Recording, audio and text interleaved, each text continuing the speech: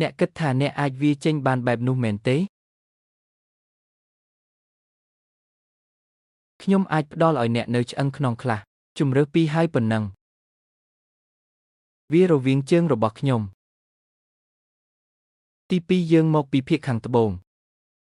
វាប្រសើរជាងក្នុងការប្រយុទ្ធជាងការធ្វើជាមេក្បាច់គុណបើឯងវាខ្ញុំនឹងចង្អេងតើវាអាចទៅរួចយ៉ាងដូចម្តេចទោះបីជាវិញ្ញាណក្រហមរបស់យើងគាត់មិនមាននៅក្នុងបញ្ជីព្រះទាំង5ទេប៉ុន្តែគាត់ស្ថិតក្នុងចំណោមកំពូលទាំង100ក្មេងម្នាក់នេះធ្វើកាយវិការស្រាលគាត់ទំនងជានឹងស្លាប់ទាំងអស់បុរសនោះមិនហ៊ាននិយាយជាមួយហុងលីងដាទេតាមគំនិតខ្ញុំពួកគេសឹមនឹងទទួលបានវា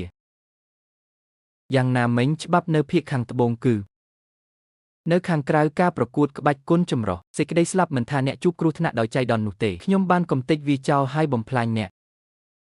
គុំយំអីហើយអង្វរសុំក្តីមេត្តាវាគួរឲ្យខ្លាចណាស់ភាគខាងត្បូងមិនរើទេពួកគេមិនអាចលេងបានល្អនៅក្នុងទីលានចំហិតបានជាអ្នកឈរនៅទីនោះម្ដងទៀតក្មេងរពីមែនទេក្រោកឡើងអ្នកណាថាខ្ញុំមិនហ៊ានឲ្យម៉ាក់ខ្ញុំរត់ចោលទៅ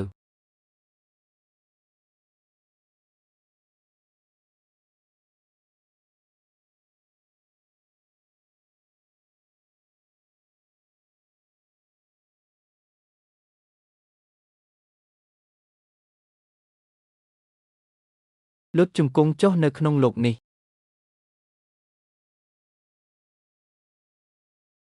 អ្នកមិនអាចហាត់ក្បាច់គុណបានទេអ្នកមិនអាចហាត់ក្បាច់គុណបានទេអ្នកនៅតែហេតុអ្វីបានជាក្មេងស្រីដែលហាត់ក្បាច់គុណដោយលួចលាក់គួរមានសិទ្ធិធ្វើដូច្នេះមនុស្សអាចអនុវត្តក្បាច់គុណនិងយកឈ្នះពិភពលោកប៉ុន្តែបុរសមិនអាចចូលរួមបានទេខ្ញុំត្រូវតែចូលរួមខ្ញុំចង់ឈ្នះចំណាត់ថ្នាក់លេខ1ក្នុងការប្រកួត Five Gods Tournament ខ្ញុំត្រូវប្រាប់ម្ចាស់ក្ត្រីអំពីបុរសនិងស្ត្រីការប្រជុំរបស់ព្រះទាំង5គួរតែស្មើគ្នា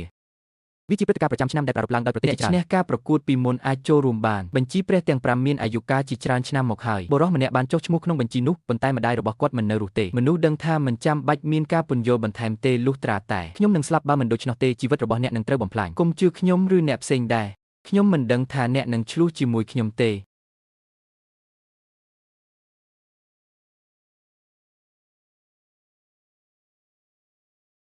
ការឡើងភ្នំគឺជារឿងល្អចូលមក